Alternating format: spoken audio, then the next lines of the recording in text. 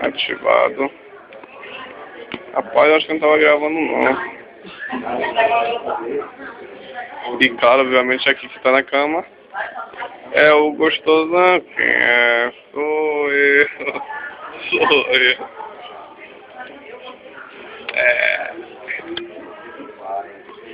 Aí vida boa retada na televisão. Cama, comendo, dormindo o dia todo. Faz mais nada.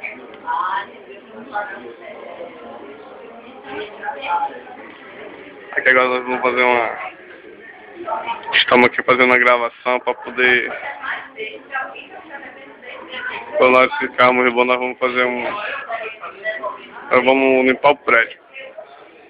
Vamos levar os pacientes tudo e colocar a casa de Natal para ele tomar conta. Porque eles não estão fazendo nada no trabalho, então a gente tem que dar algum trabalho a eles.